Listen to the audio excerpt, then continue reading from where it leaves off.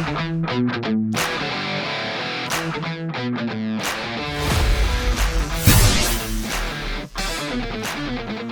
que seria ter qualidade dentro do nosso sistema de energia solar, tá?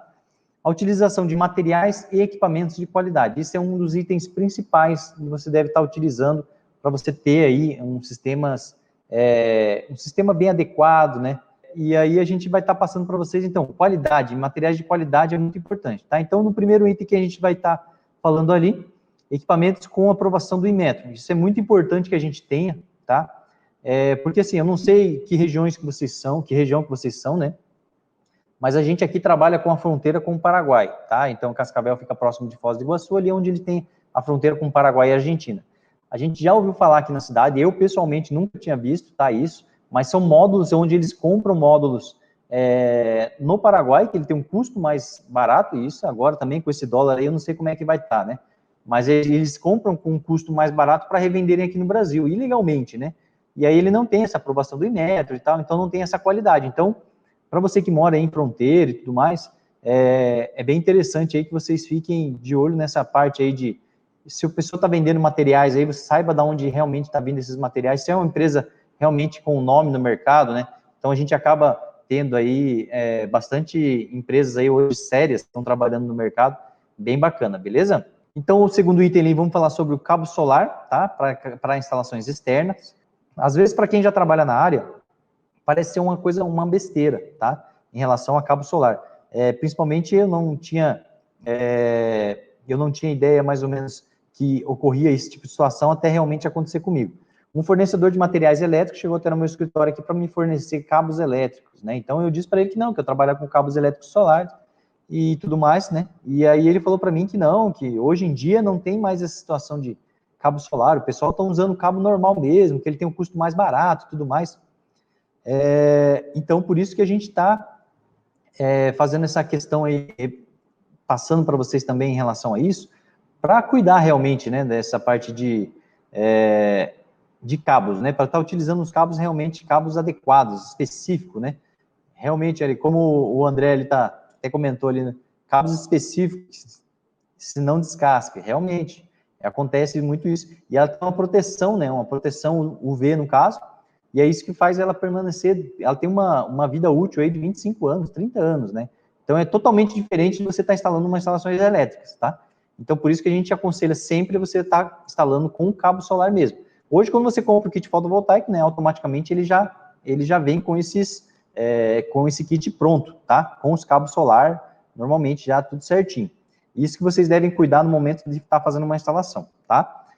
Proteções adequadas em CC e em CA, né? Às vezes hoje, eu acho que hoje já é mais complicado, a gente não acha tanto assim, problemas aí em relação a não ter uma proteção em corrente contínua e tudo mais, mas inclusive na semana retrasada, eu comentei até na live de ontem, a gente foi fazer uma verificação, é um sistema onde ele já tem 2 anos, já está instalado, tá?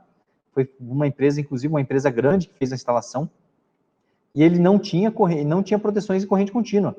Naquela época lá, de 2 anos atrás, acredito que eu já tinha essas proteções, já tinha, né, essa normativa já em relação às proteções para sistemas fotovoltaicos. Então, eu acredito que foi um erro, ou uma diminuição de custo, ou algo do tipo. Então, a gente analisou, a gente foi fazer uma limpeza de módulos para esse cliente, e a gente já faz essa análise, né, essa análise total do sistema, e ele está instalado numa área externa, sem cobertura alguma, exposto ao sol e tudo mais. Então, é um sistema que está bem complicadinho aí. E, se eu não me engano, acho que talvez no nosso Telegram lá a gente mostrou essas imagens aí, beleza? Utilização de MC4 de qualidade, né? A utilização de MC4 isso é normal, né? Isso a gente deve utilizar sempre por conta até do seu tipo de fixação, né? Mas, em relação a emendas aí, o pessoal não fazer emendas sem o MC4, tá? Às vezes, lógico, ele tem um custo aí um pouco a mais aí em relação a qualquer outro tipo de junção, né, de cabos ali, de emenda, mas toda vez você deve fazer essa conexão com o MC4. Aí por que eu digo MC4 de qualidade, tá? Porque eu vejo algumas empresas, algumas pessoas aí, empresas de instalações, né, tanto pequenas como grandes, que eles acabam comprando diretamente da China, tá? Esses MC4. Haste de aterramento no comprimento correto, conforme a norma, né? Então, isso aqui não é simplesmente você ter uma haste de aterramento, mas sim no comprimento correto, tá? é 2,40 m, né, 2,40 o comprimento correto aí para a instalação de sistema de fotovoltaico, segundo a norma, tá? Às vezes parece meio óbvio esse tipo de situação, mas a gente fazendo uma consultoria, eu já achei o pessoal colocando uma haste de aterramento menor, tá? Então, cuidado aí, que depende, né, do tipo de haste que você vai utilizar, para qual ocasião você vai utilizar, ele é um outro tipo de comprimento, mas para energia solar ele tem o comprimento correto, beleza? Utilização de conectores perfurantes nas ligações na rede. Então, o que acontece? Quando você vai fazer uma ligação na rede de energia existente, para o pessoal não simplesmente chegar e fazer uma emenda com fita isolante ou algo do tipo, a utilização de conectores perfurantes é um gasto um pouquinho a mais que você tem para comprar, uma pouca coisa, quase não muda nada. Então, vale a pena você estar comprando esses conectores perfurantes e estar instalando ele, fixando ele na rede existente através desses conectores, tá? Porque esses conectores, como que ele funciona? Você coloca o cabo de um lado e coloca o cabo do outro, ele tem um parafuso onde você vai apertando e ele pega e ele faz essa junção dos dois, dos dois. Acho que mais ou menos vocês vão conseguir enxergar aí num padrão de entrada, se vocês verem da concessionária, pelo menos aqui no Paraná, você vê, eles usam uns conectores perfurantes bem grandes, assim, né, para fazer essa conexão. É um preto, assim, bem grande, onde você faz essa ligação na rede, tá? Então, normalmente eles usam aí na rede da concessionária para fazer ligações de bitolas grandes. E aí, no caso, a gente utiliza bastante para quando a gente vai ligar na rede interna, tá? Para não ocorrer de um tempo aí começar a soltar essa fita isolante, se for uma emenda ou algo do tipo. Se você quiser utilizar qualquer outro tipo também, que seja de segurança, né? Algo que tenha essa segurança de não poder soltar, porque hoje a gente tem algumas emendas aí bem legais que estão vendendo no mercado para evitar esse tipo de emenda com fita isolante. Então é importante que vocês vejam isso também, beleza? Utilização de terminais corretamente, tá? Então, a gente tem tem os conectores, os terminais tubular, né? Tem o olhar e tudo mais. Então, isso vocês devem levar sempre em consideração com o fabricante do seu inversor. Se ele pede um conector, né? Um terminal ali tubular, comprimento X, utilizem aí o longo, o curto, né? A bitola correta, para não ocorrer dele estar soltando, ocorrendo algum tipo de situações aí onde ele pode estar soltando, né, esses cabos solar. Beleza? Então, utilizem corretamente os terminais aí para não ocorrer nenhum tipo de problema nas instalações de vocês. Tranquilo? Vamos seguindo aqui, então, nossa listinha, nossa pequena lista de itens, que se você cuidar desses itens aqui, com certeza vocês vão ter uma boa instalação de energia solar. Beleza? Utilizar fixação adequada para cada tipo de cobertura, né? Isso é evidente, tá, pessoal? Então, se você for fazer uma instalação de estrutura metálica com zinco, né? Então você utilize corretamente qual que é o tipo de fixação adequada para esse tipo de estrutura, tá? Porque que acontece? Aconteceu já com a gente também, então por isso que eu até passo para vocês.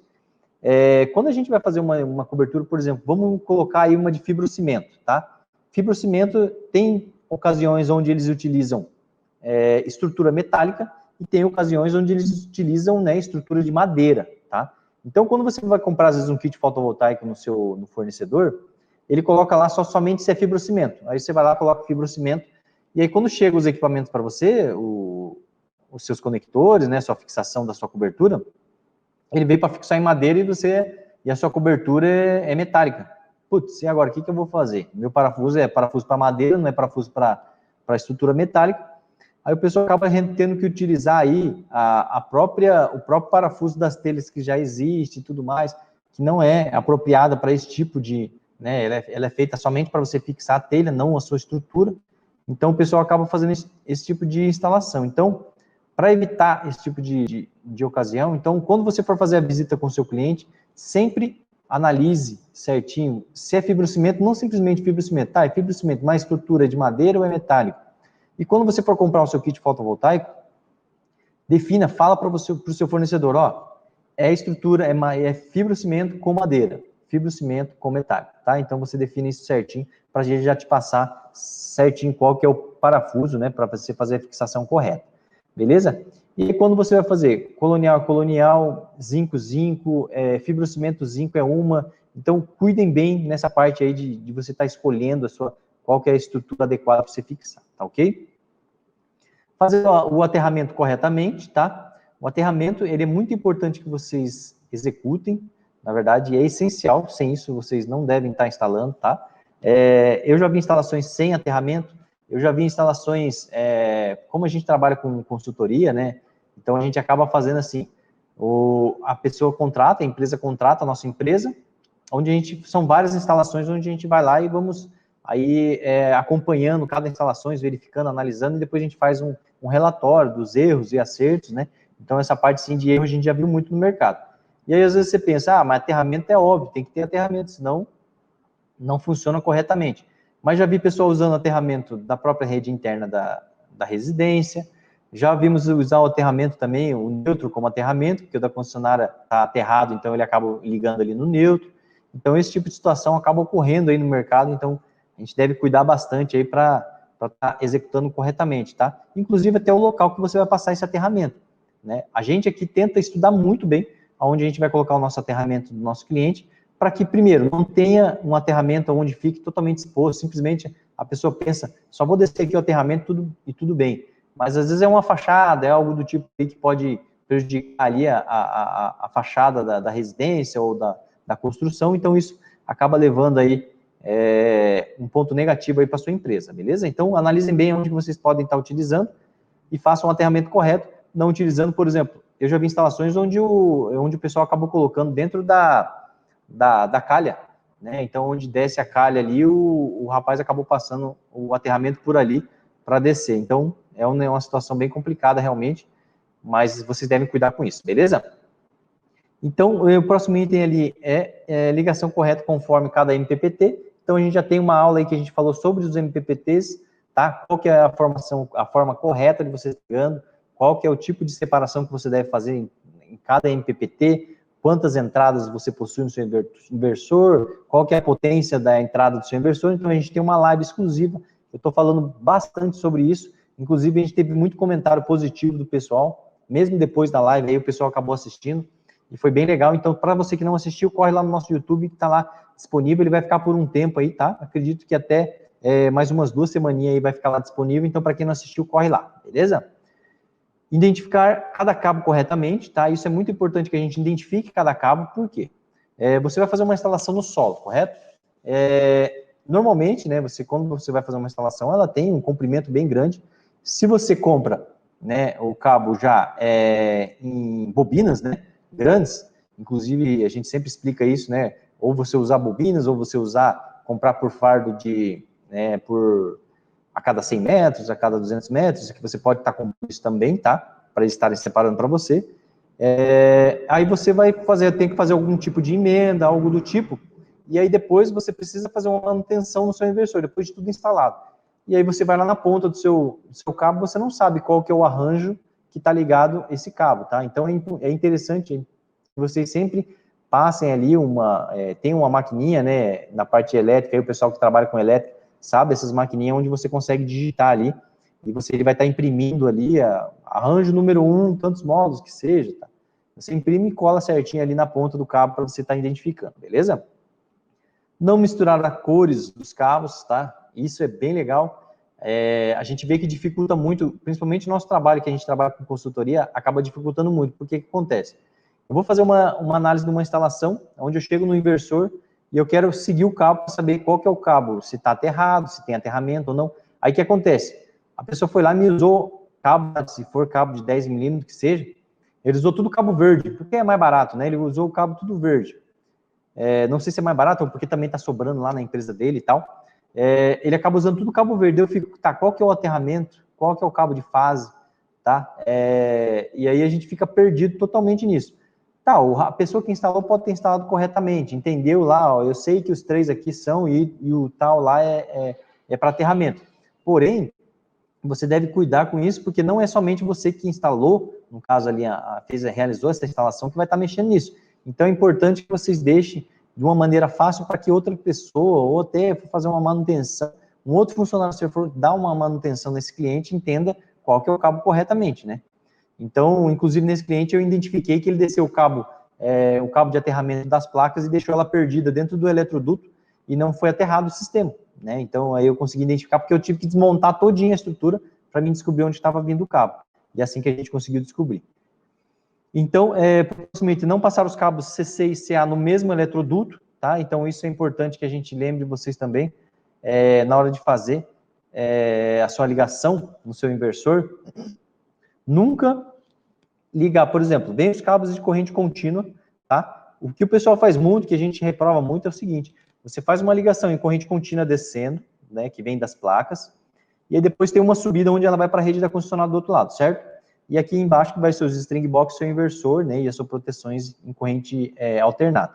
Aí o que acontece? O pessoal desce a corrente contínua, simplesmente desce os cabos de corrente contínua, faz uma eletrocola de plástico embaixo inteiriça, e ali embaixo ele faz toda a ligação. Então, dali vem meu cabo solar, liga no meu string box, do meu string box sai, ele liga no meu inversor, do meu inversor, aí o aterramento vem vindo direto de lá, do meu inversor também, tudo dentro do mesmo local, eu desço, acabo cruzando ali a minha corrente alternada junto com o meu cabo solar, e aí eu vou para a rede. Então, é um sistema onde o pessoal acaba colocando e a gente reprova bastante nas nossas instalações, tá? Nunca deve estar os dois, as duas correntes contínua e corrente alternada dentro do mesmo eletroduto, tá?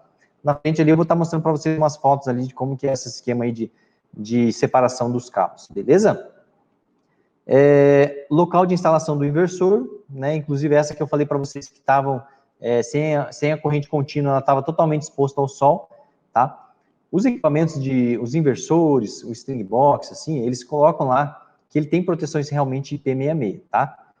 Se você deixar um string box, inclusive esse string box eu acho que ele é bem tranquilo em relação a isso, que ele tem uma vedação muito boa, tá? Já os inversores, o que acontece? Ele tem a proteções dele IP65, IP63 e tal, ele pode ser exposto ao sol, porém ele não pode receber chuva direta e não pode, se vocês pegarem, inclusive, eu não sei se foi numa live ou algo do tipo, não, foi numa apresentação para um cliente, tá? De um relatório que a gente passou para ele. Ele tinha um inversor da SMA, inclusive, a gente pegou o próprio relatório ali, o modelo de instalações que ele tem, o manual de instalações deles, e aí ele tem lá, que ele tem proteções IP65, correto? O inversor. Porém, se ele for ver um item embaixo, está escrito assim, não permitir que ele fique exposto ao sol, né, diretamente ao sol, que deve ter uma cobertura e tal. Então, é aí que entra aquela coisa, né, tipo, ele tem a proteção, porém ele não pode ser exposto ao sol, então ele tem que ter uma certa cobertura.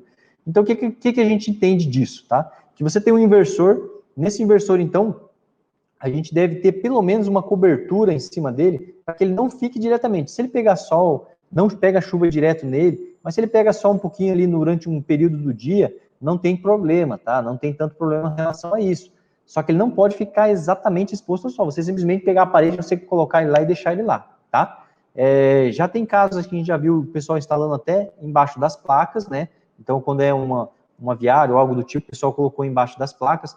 Isso já é uma maneira também de você prevenir que ele fique diretamente exposto ao sol, né? Mas ele tem uma certa proteção que ele fica embaixo das placas ali. Então, vocês devem cuidar nessa parte também onde instalar os seus inversores, tá?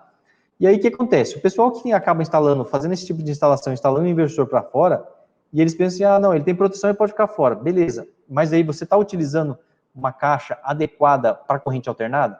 Porque o pessoal acaba utilizando aquelas caixas plásticas da Tigre, tem de várias marcas aí, mais um exemplo, da Tigre, onde parece aquelas de piscina, né? E ela não tem proteção nenhuma, então ela fica ali totalmente exposta ao sol, né? O disjuntor e os DPS de corrente alternada, onde acaba danificando a sua instalação, tá? Então isso deve cuidar bastante. O local de instalações adequado para os transformadores, isso também é muito interessante que a gente analise, tá? Se você for colocar um inversor que ele vai ter um certo tipo de respingo, qualquer algo do tipo, coloquem já a partir do IP54, tá? Então, a partir do IP54 e IP66, vocês colocam um transformador desse nível. Agora, ele entra um outro porém, tá? Você tem um transformador onde ele tem uma proteção de IP66, correto? E aí você colocou ele no local onde é uma sala fechada. Como ele tem essa proteção IP66, ele acaba tendo uma proteção por completo nele. Você vai ver que a entrada de ar dele é bem restrita. Por que acontece? Ele tenta proteger ao máximo de chuva, no caso, porque se você comprou um transformador IP66, então você comprou para deixar ele para uma área externa, uma área onde tenha mais incidências de chuva diretamente nele, algo do tipo. Então, se você colocou IP66, você deixar ele dentro de uma sala fechada, ele vai sobreaquecer esses transformadores, tá? E isso pode ocasionar até um problema, ou até derretimento aí dos cabos, tá? Então, vocês devem cuidar muito nessa parte aí de onde locar o seu transformador, tá? E aí, se ele for para ficar local fechado, você pode estar escolhendo o IP23 aí, que ele já atende tranquilamente, tá? Então, cuidem bem no local de instalação do seu transformador, beleza? Potência do transformador adequada que atenda os inversores, tá? Esse é um item aí que eu acabei inserindo ele porque eu já presenciei pessoalmente. Esse aí é o pessoal que está o pessoal que acha que está no nosso Telegram lá já deve ter visto esse vídeo também. Se você é novo aí, a gente provavelmente vai estar repostando logo mais aí. Eu mostrei uma instalação onde foi instalado a mesma potência do transformador, tá? Vamos considerar aí. 40 kVA era o transformador, tá? 40 kVA, e foi ligado em 2 inversores da Frons de 20 kW. Né? Então ele ficou no limite, 20 kW, né? 20, deu 40 kW com 40 kVA. O que acontece? Se vocês verem, a gente sempre acaba trabalhando aí, fazendo aí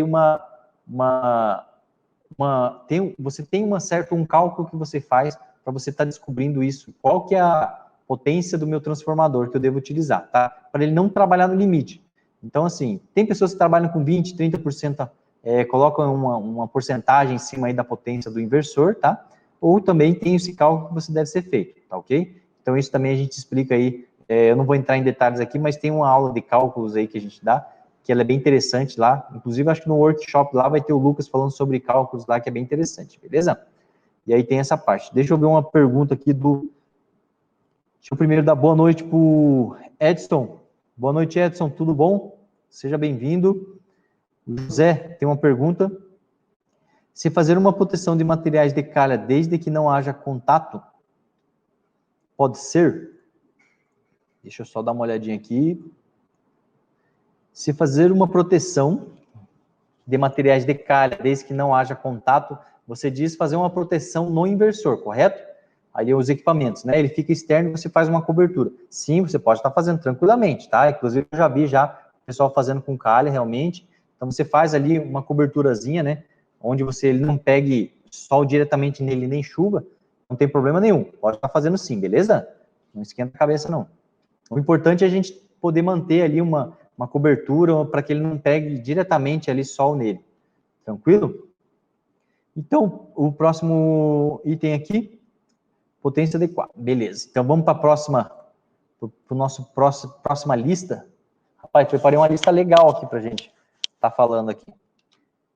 Então, tem bastante conteúdo aí, bastante coisa legal, beleza? Então, pessoal, continuando então. Fixação do inversor na parede conforme o fabricante. Isso, pessoal, vocês devem levar em consideração o seguinte. Às vezes parece ser uma coisa muito, muito besta, tá? Mas se o seu inversor... Eu já vi pessoal falando para mim, a gente foi dar uma olhada numa instalação. Quando ele estava fixando na parede, não sei se vocês já viram, já o inversor da Frons, ele tem vários buracos onde você instala para colocar os parafusos, tá? Aí o pessoal vai lá e coloca 2 parafusos, um de cada lado lá e coloca o inversor. Vocês têm noção do que o peso que é um inversor, né? Normalmente numa parede de alvenaria, se você parafusou ainda no local onde ele é oco, né? Você não pegou exatamente ali na argamassa, e depende também da argamassa. Se é uma argamassa fraca também, ela não tem muita resistência, tá?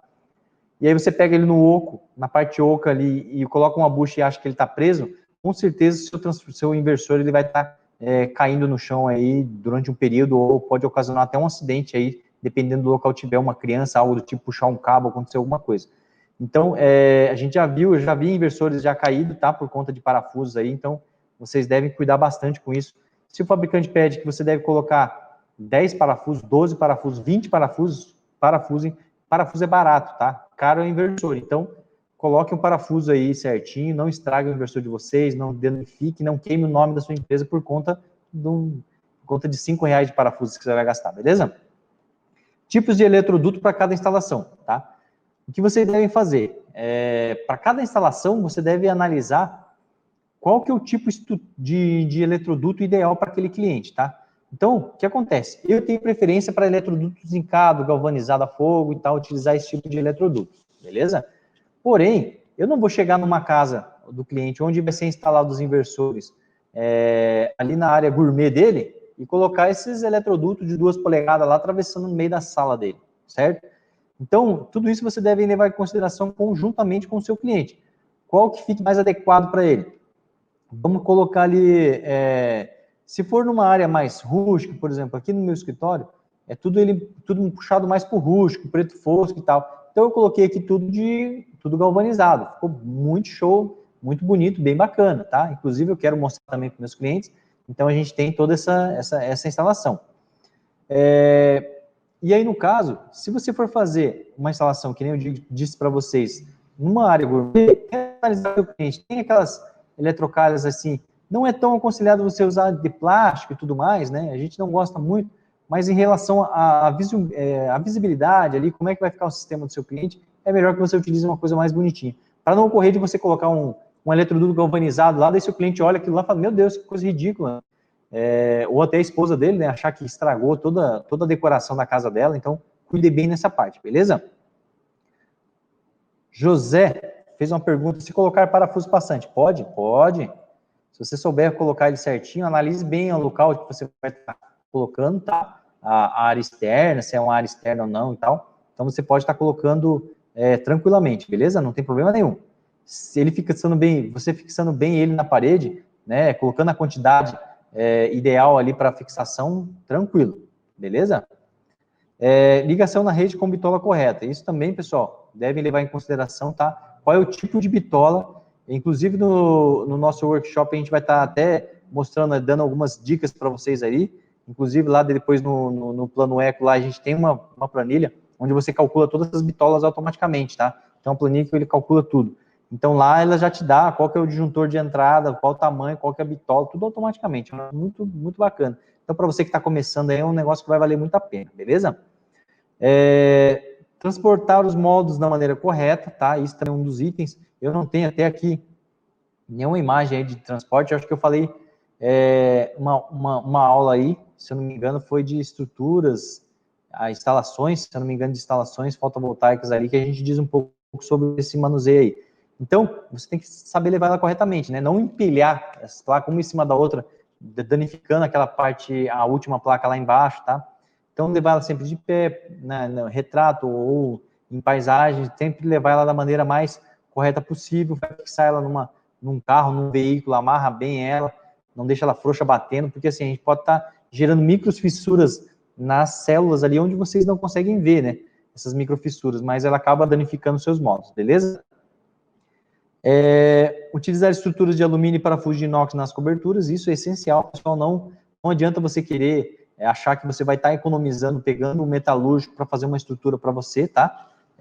Utilize aí estruturas de alumínio, porque elas são mais leves, são mais resistentes, tá? Ela pode ficar no tempo, ela não enferruja. Então, é muito interessante que você use o parafuso de inox também, tá? Esse parafuso de inox, ele não enferruja também. Então, é muito importante que vocês usem materiais de qualidade. Por isso que eu digo para vocês, quando vocês forem escolher uma empresa para fornecer os equipamentos fotovoltaicos de vocês, veja uma empresa onde ela tenha esses equipamentos de qualidade, tá? Não pegue que ela já forneça esses equipamentos de qualidade, tá? Não adianta vocês quererem diminuir custo aí, deixar esses equipamentos de lado e tentar montar sua própria estrutura aí no metalúrgico aí para ficar mais barato, que não vale a pena, tá? Esse é aquela questão, você acaba diminuindo a qualidade da sua instalação e depois qualquer outra pessoa que olhar uma instalação como essa vai acabar prejudicando o nome da sua empresa, beleza? Utilização de clamp intermediário e final corretamente, tá?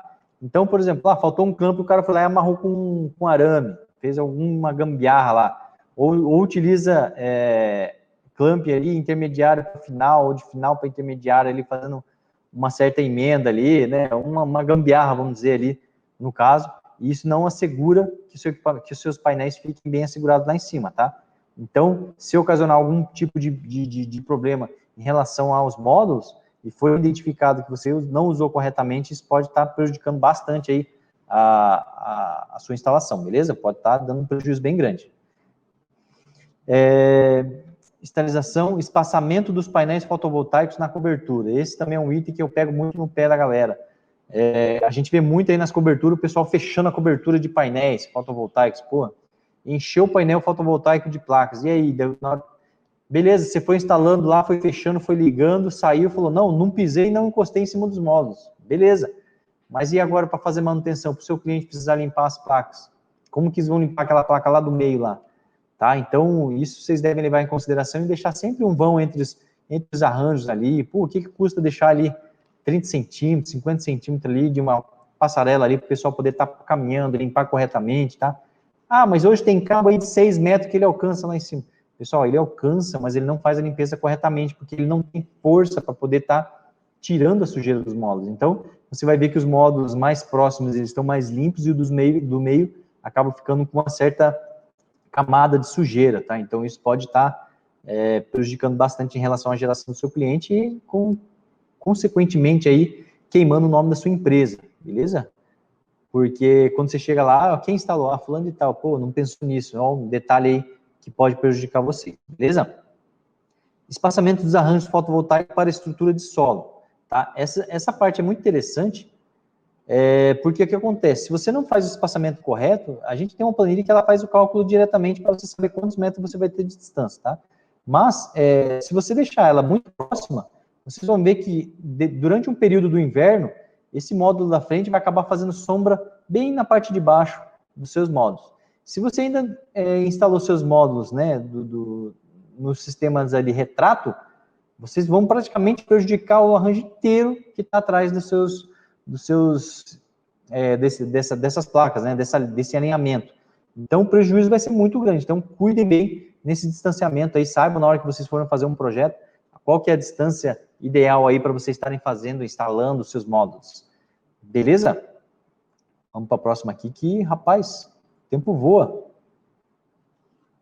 Vamos para a próxima aqui. Então, casa de máquinas adequadas com ventilação e telhas com EPS. Isso é muito importante que vocês analisem também, tá? Quando você for montar uma casinha de máquinas, monte ela com ventilação. Tá, eu fui lá, fiz só uma casa de tijolo lá e reboquei tudo certo. Não, coloque lá um vão dos dois lados ali, uma entrada e saída de ventilação, aqueles tijolos onde ele tem entradas para baixo, né, para onde não entre água lá. Coloque de um lado, coloque do outro.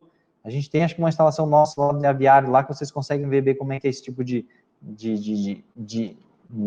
passagem de ar, tá? De ventilação. Ah, fiz as duas entradas, beleza, mas e a cobertura da telha? Coloquei um Eternit, o Eternit esquenta pra caramba. E aí seus equipamentos ficam ali naquele calor e acaba prejudicando muito os seus equipamentos do seu cliente. Então, cuidem nessa parte, coloquem aí uma telha com EPS, porque não vai dar problema para você, beleza?